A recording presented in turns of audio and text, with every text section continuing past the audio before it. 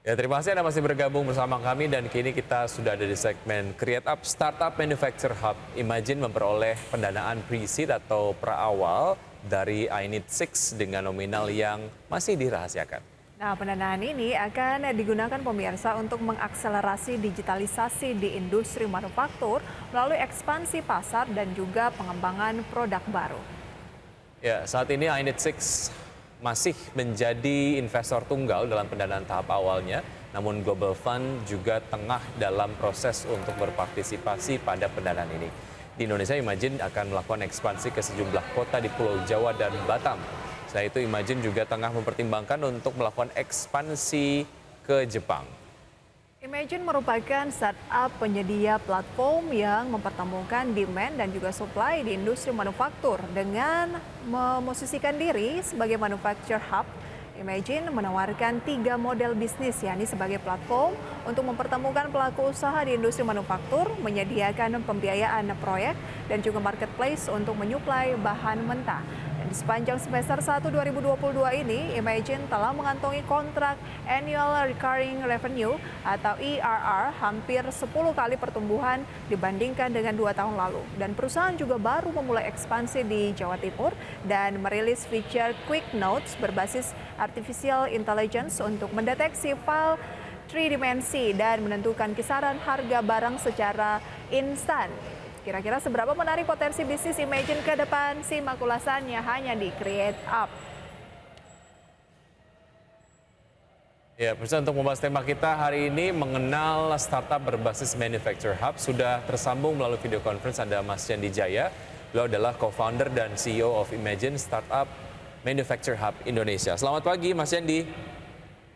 Selamat pagi, Mas Wiki, Mbak Prisa. Terima Oke. kasih banyak atas waktunya pada pagi hari ini. Oke, apa yang Anda baca nih Mas Shendi dari kebutuhan sektor manufaktur akan proses realisasi ide dan juga konsep ke dalam media 3D?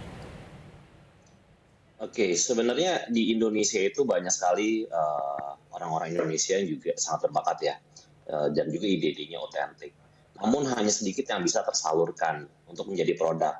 Nah, Imagine di sini fungsinya ialah membantu untuk mewujudkan hal tersebut menjadi produk lokal. Nah, kita itu membantu mulai dari sisi desain itu ada 2D, ada 3D, lalu proses manufakturnya, sampai dengan nanti apabila produk tersebut diterima di market, kami siap untuk membantu sampai ke dengan produksi massal. Oke, dalam tahap merealisasikan sebuah ide lah ya di sektor apapun ke dalam bentuk 3 dimensi gitu, itu apa kendala yang sering ditemui di industri, Mas Yandi? Ya, sebenarnya kendala yang ditemui di industri kadang-kadang ya banyak orang yang tidak sadar bahwa kita itu butuh gambar drawing detail. Kalau ngomongin 3D ya, untuk membuat produk itu nggak cuma sekedar konsep, jadi perlu memang dikaji, lalu dimensinya seperti apa, sampai dengan nanti kebutuhan material yang digunakan untuk produk tersebut tuh apa. Jadi Imagine itu juga membantu hal tersebut tuh, Mas. Hmm. Oke, lantas Imagine.id ini sendiri kan sudah mendapatkan pendanaan gitu ya, dan apa yang menjadi alasan tadi sedang menjajaki untuk Global Fund? Apa yang menjadi alasan Global Fund harus join di Imagine.id? Oke. Oke, kita ini pertama ialah sebagai first mover di Indonesia. Sebelumnya itu memang kita sudah lihat banyak sekali unicorn baru, tapi basisnya itu belum di B2B. Nah, B2B itu pasarnya sebenarnya lebih besar daripada pasar dari B2C. Nah, salah satu keuntungan di Imagine sebagai first mover di Indonesia, kita juga bisa menjadi market leader. Manufacturing di Indonesia, total market size-nya itu sekitar 211 billion.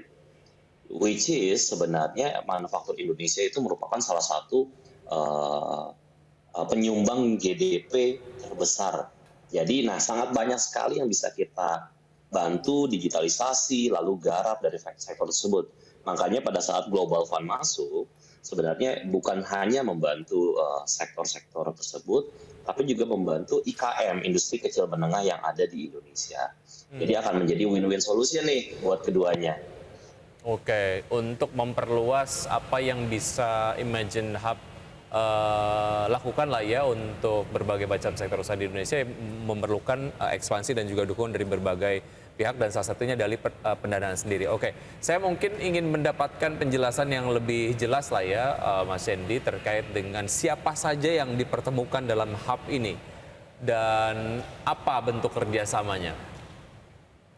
Oke, pertama ialah pada saat customer atau buyer itu masuk, umumnya customer itu cari pabrik itu sendiri-sendiri ya. Oh, saya mau bikin sebuah produk. Bagaimana saya mengembangkan produk tersebut di Indonesia contohnya sekarang.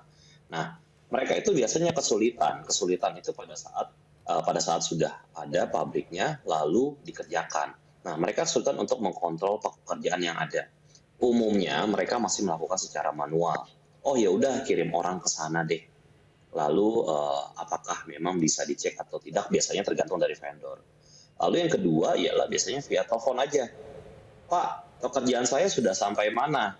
Gitu ya. Lalu yang ketiga umumnya tergantung dari job load dari vendor manufaktur tersebut. Nah, Imagine fungsinya ialah pertama selain mendapatkan pekerjaan menghubungkan pekerjaan tersebut dengan partner manufaktur terbaik, kami juga memberikan quality assurance, yaitu pada saat ada perusahaan yang membuat produk, nah mereka dijamin bahwa produk tersebut sudah sesuai dengan spesifikasi yang mereka inginkan. Lalu mereka juga mendapatkan update proses itu secara berkala. Nah biasanya kan, nanya dulu. Nah tapi di Imagine itu sudah punya dashboard, yaitu berupa SaaS, Software as Service, yang sehingga customer tersebut tanpa harus mengirimkan orang ke sana, sudah bisa melihat update terakhirnya. Nah, semuanya itu dilakukan sudah dengan sistem cloud basis, termasuk juga dengan proses approval, lalu signing, itu nanti ada di dalam satu dashboard tersebut. Mas Hendy, bagaimana agar penyedia jasa ini mau untuk join bersama dengan Imagine untuk nantinya bisa dipertemukan dengan users? Oke, untuk para penyedia jasa, saat ini Imagine memiliki lebih dari 300 manufacturing partner, kami sebutnya sebagai partner. Nah, di Imagine sebenarnya kelebihan kita itu merupakan satu-satunya platform yang membantu penyedia jasa tersebut untuk mendapatkan pekerjaan. Karena umumnya IKM kita sebutnya, industri kecil menengah, atau tadi Mbak bilang penyedia jasa tersebut, itu ngerjain produknya orang. Jadi mereka susah tuh jual di marketplace lainnya, karena biasanya itu produknya produk orang. Sedangkan jasa mereka itu susah untuk mendigitalisasinya susah. Nah, dengan adanya Imagine, kami sudah melakukan profiling, sehingga misalnya yang memang sudah terbiasa melakukan pekerjaan, misalnya bubut, yaitu mereka udah tahu di sini ada di Imagine, mereka bisa membuat platform sehingga portfolio mereka bisa dikasih lihat nih sudah pernah melakukan kerjaan apa saja. Itu bukan hanya terjadi di bubut, tapi juga ada di beberapa pekerjaan-pekerjaan pada saat metalworking maupun plastik juga. Jadi terekspos, lalu selain itu kita juga support dari sisi raw material sampai juga dengan project financing. Gitu. Jadi ada untuk mendeliver quality assurance-nya adalah dari Imagine sendiri memang sudah melakukan profiling ataupun kurasi lah ya terhadap penyedia jasa yang nantinya akan dipertemukan dengan user sendiri. Oke, tadi Prisa sempat tanyakan bagaimana sebetulnya tanggapan dari ekosistem sendiri, apakah dari sudut pandang penyedia jasa ataupun mungkin dari user terhadap keberadaan dari Imagine sendiri, Mas Hendy? Oke, tanggapan dari ekosistem itu sangatlah positif ya. Seperti kita lihat proses digitalisasi di Indonesia itu bisa kita bilang sangat cepat. Kita ngomong dari sisi sektor lain lah. Sektor lain contohnya health tech. Nah, dulu itu health tech itu bilang gimana digitalisasinya. Tapi ternyata sekarang sangat cepat sehingga ke dokter bisa langsung online gitu ya. Saya nggak perlu sebut merek. Nah, begitu juga mereka sudah aware hal tersebut. Sehingga mereka selalu bertanya-tanya, di manufaktur ada nggak nih? Jadi pada saat kami datang ke sana, mereka langsung, oh ini dia akhirnya ada. Nah, tanggapannya itu sangat bagus dan entusias. Dan itu dari sisi penyedia jasa atau partner manufaktur. Oke, Di sisi lain, dari sisi customer pun sama. Mereka pengen punya platform yang gimana caranya dengan ketemu di satu platform bisa cari berbagai macam jenis penyedia jasa. Jadi dua-duanya sangat diterima dengan baik. Baik, sudah berapa banyak penyedia jasa yang join bersama dengan Imagine? Saat ini ada lebih dari 300 partner yang sudah kami kurasi, Mbak.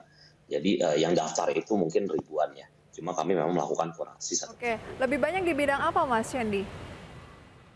Saat ini kami masih fokus di metal dan plastik. Jadi Metal dan kita baru boksit. plastik, Mbak. Plastik. Oh plastik, baik. Oke.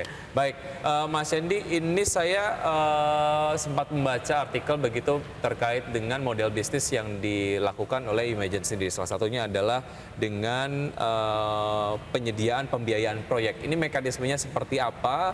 Dan model bisnis yang lain yang dijalankan adalah layanan marketplace untuk penyuplai bahan mentah. Nah, ini juga model bisnisnya seperti apa? Oke, untuk pembiayaan proyek, saat ini kami memiliki lebih dari 5 financial institute yang memang membantu membackup untuk hal tersebut.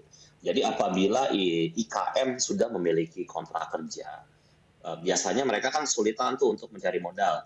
Nah, dengan mereka ke Imagine, mereka bisa mengupload data-data tersebut dan mereka bisa mendapatkan pendanaan sampai dengan 80% dari nilai proyek tersebut.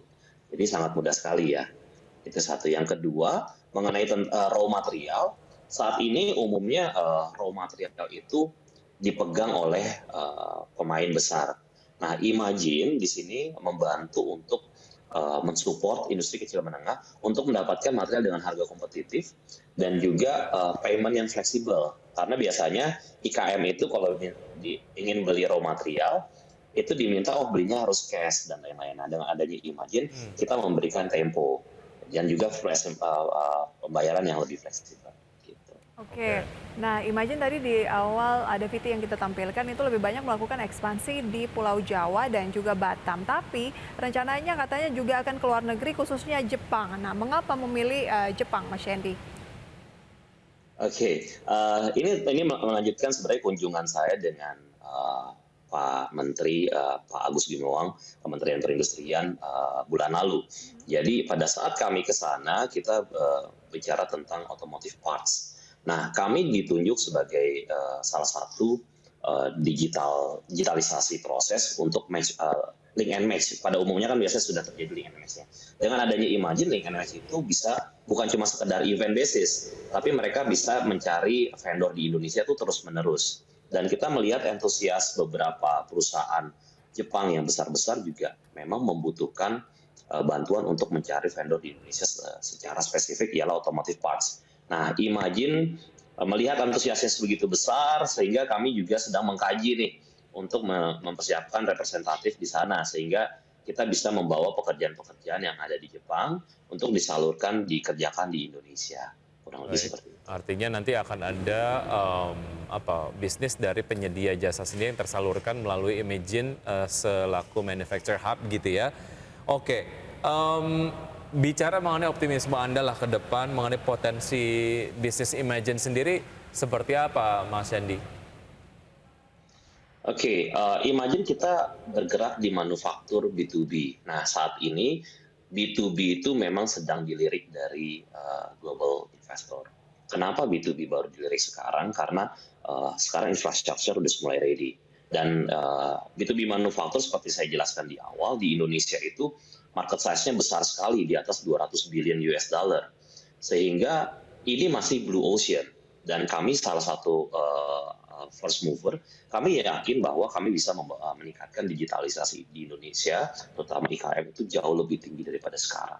Jadi kita pengen jadi next unicorn dari bidang manufaktur nih Mas di Indonesia. Oke. Dan jadi salah satu motor penggerak lah ya di digitalisasi dari berbagai macam kegiatan manufacture. Oke, Mas Shandy terima kasih sudah bergabung bersama kami di Create Up dan sukses untuk Anda. Sampai jumpa. Selamat pagi. Terima kasih. Wow, luar biasa ya bagaimana startup yang bermunculan ini memiliki ide yang luar biasa untuk bagaimana membangun juga industri manufaktur di tanah air, Wiki. Betul sekali, dan bicara mengenai upayanya gitu ya untuk memberikan kesempatan untuk penyedia jasa dari dalam negeri ke luar negeri gitu, ini juga memang sudah dilakukan dan upayanya tadi sudah terrealisasi, ada pendekatan lah ke market Jepang. Oke. Dan tidak terasa pemirsa sudah 90 menit kami menemani Anda dalam Power Breakfast. Dan semoga pembahasan ini bisa menjadi referensi dan sumber informasi untuk Anda. Jangan lupa tetap perbarui informasi Anda tentunya hanya di IDX Channel, Your Trustworthy Economic Business and Capital Market Channel. Saya Prisa Sompodatu. Dan saya Wiki Adrian. See you in the morning.